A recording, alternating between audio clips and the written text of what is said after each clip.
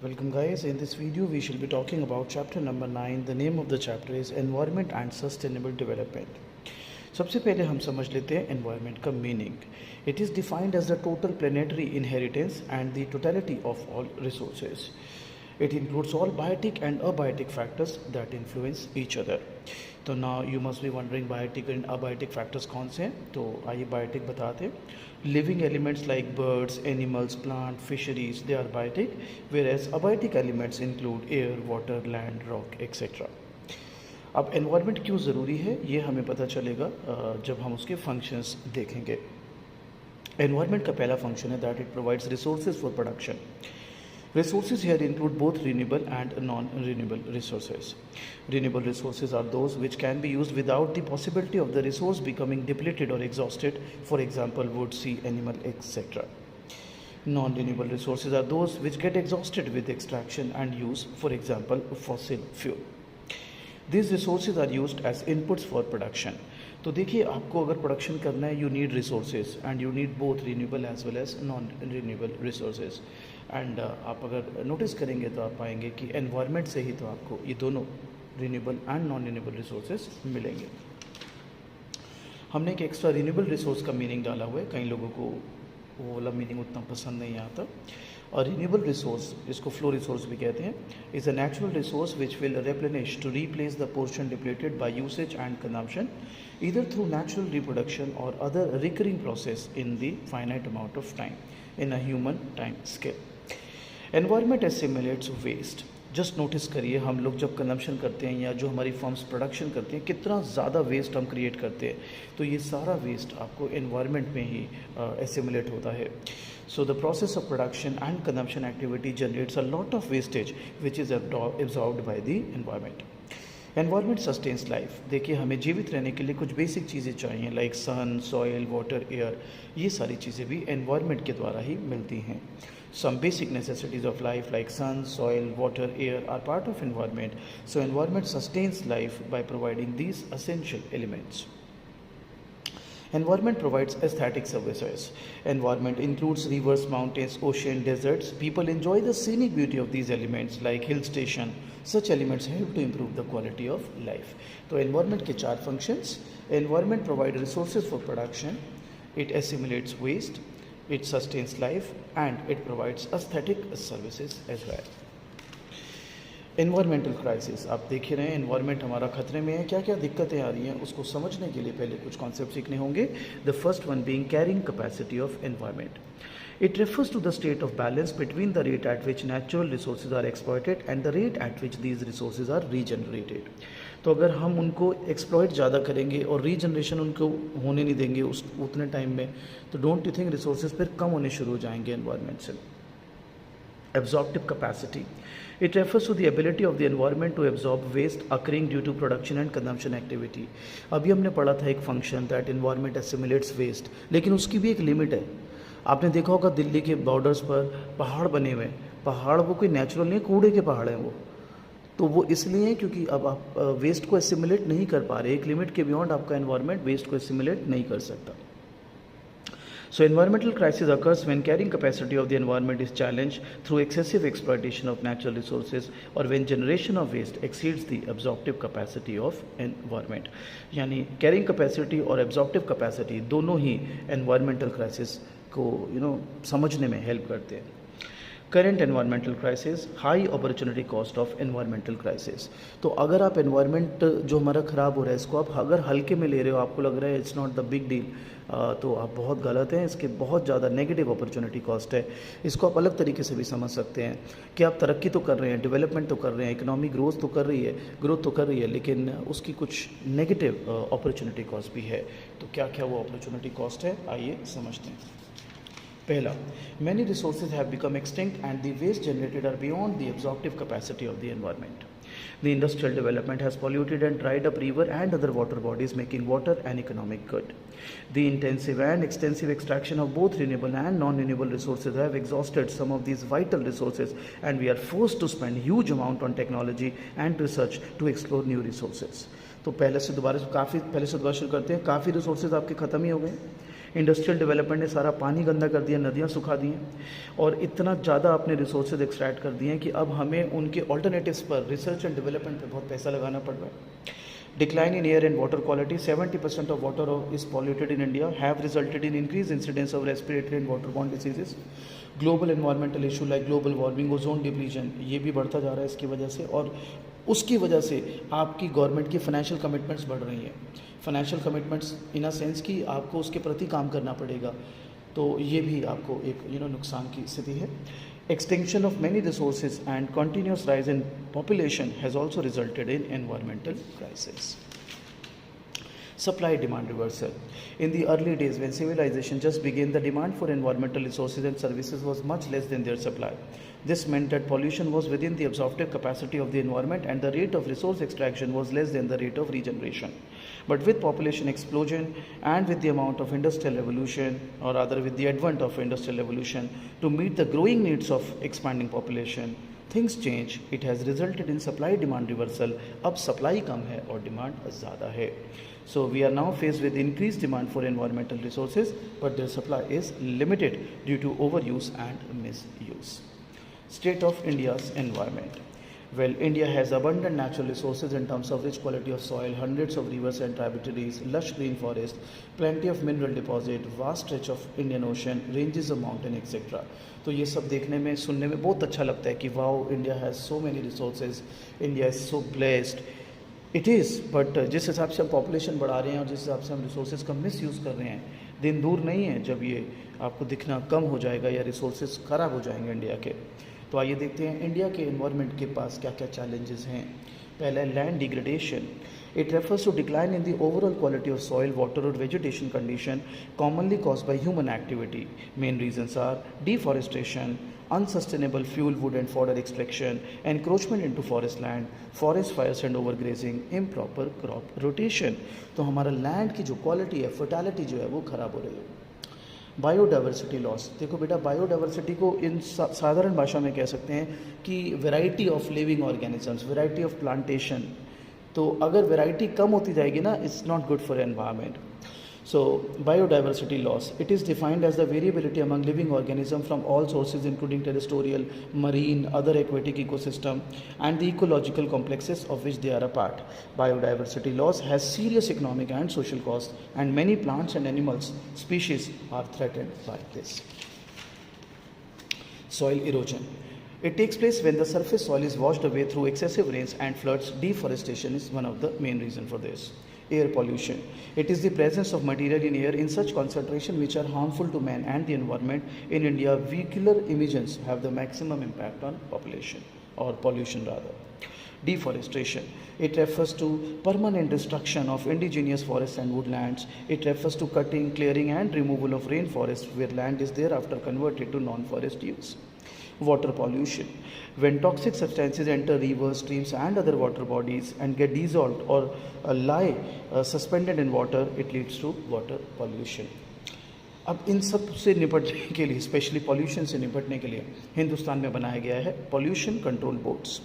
So in order to address water and air pollution in India, the government set up the Central Pollution Council Board CPCB in 1974. इनके main काम क्या हैं? To investigate, collect and spread information relating to water, air and land pollution, lay down standards for emissions. They assess the air quality through regulation of industry.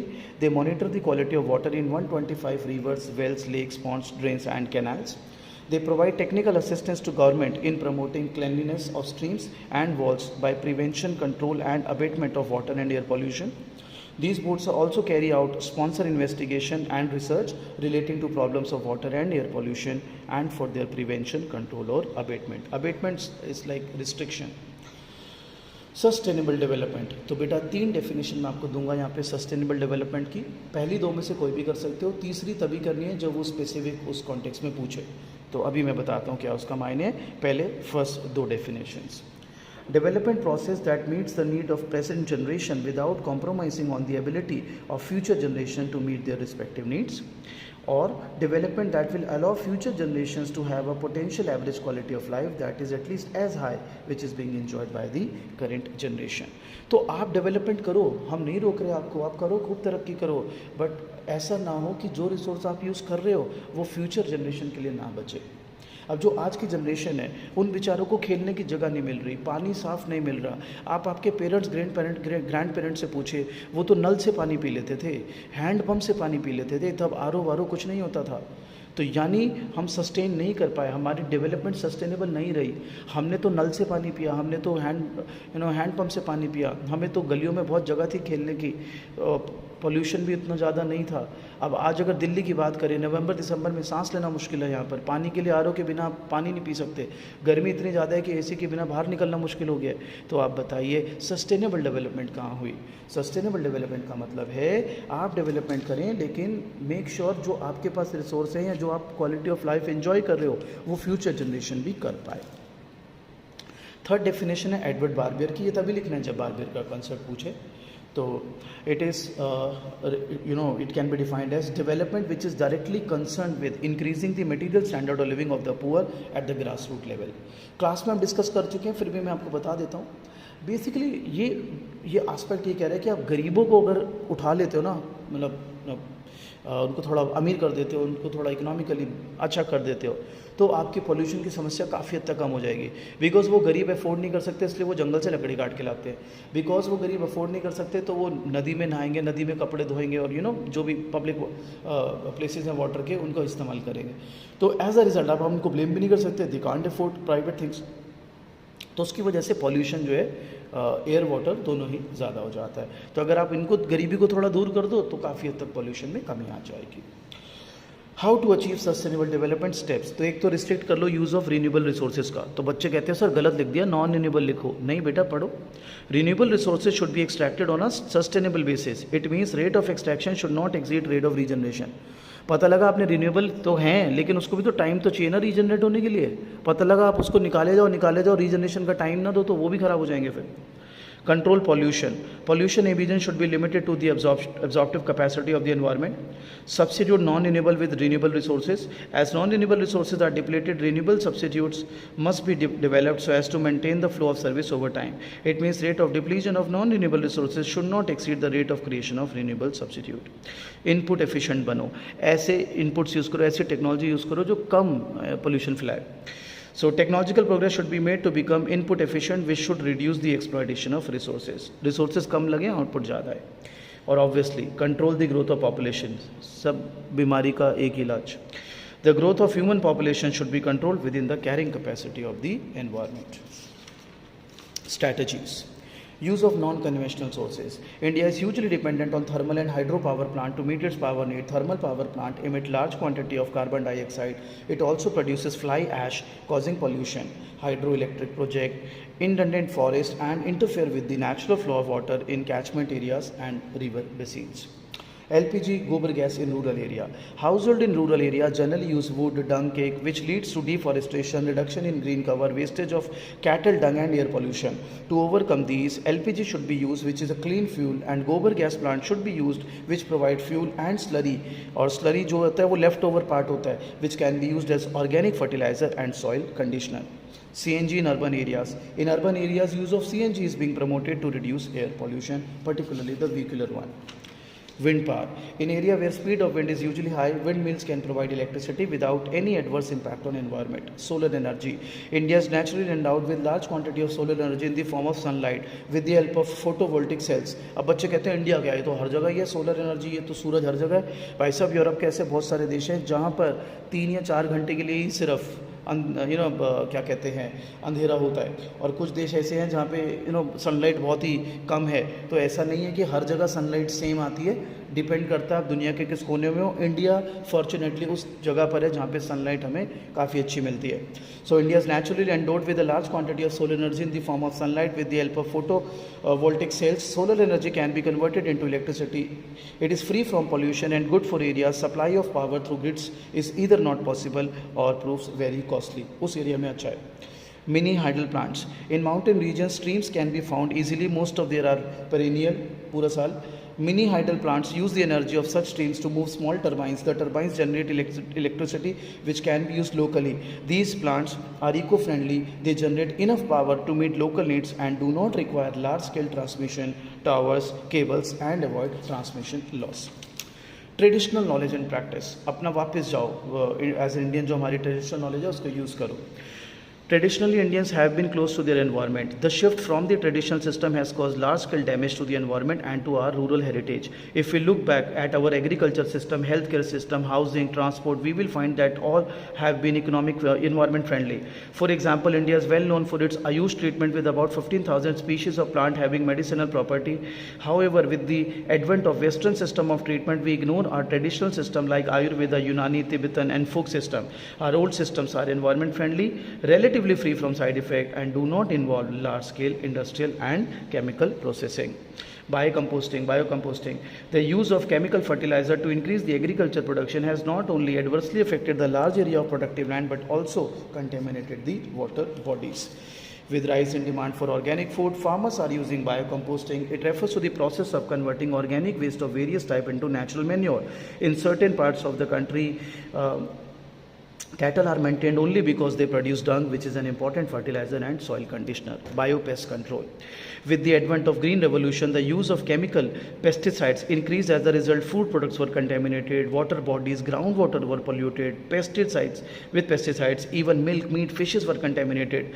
To meet this challenge, efforts are on to bring in better methods of pest control. For example, neem-based pesticides are environment friendly and free from side effect. Mixed cropping have also been used. Various animals and birds like snakes, lizards, owls and peacocks, they are used as natural pest controller. तो ये सब strategy आप use कर सकते हैं.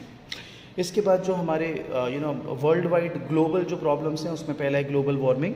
It refers to the observed and projected increase in the average temperature of earth's atmosphere and ocean. The main cause of global warming are burning of coal and petroleum product, deforestation, methane gas release in animal waste. Effect: ice is melting worldwide. Hurricanes and other tropical storms are likely to be stronger. Thousands of species are in danger of extinction, and it has increased the incidence of tropical diseases like malaria, dengue, chikungunya, etc. Ozone depletion. It refers to destruction of ozone in the ozone layer due to presence of chlorine from man-made chlorofluorocarbons and other forces. Reason, जो ये CFCs है ना, ये ज़्यादातर cooling substance AC refrigerator में use होते हैं, उसकी वजह से ओजोन डिप्लीट होता है. Aerosol propellants and bromofluorocarbons, जिसको हेलेंस बोलते हैं, ये फायर एक्सटिंग्विशर्स में यूज़ होता है, इसकी वजह से भी ओजोन डिप्लीशन होता है. सो आपको एक आइडिया आ गया एक इस चैप्टर 9 का. बाकी डिटेलिंग हम क्लास में कर ही चुके हैं और नोट्स आपको इसके बाद ज़रूर पढ़ने चाहिए, इंक्लूडिंग द बैक क्वेश्चंस.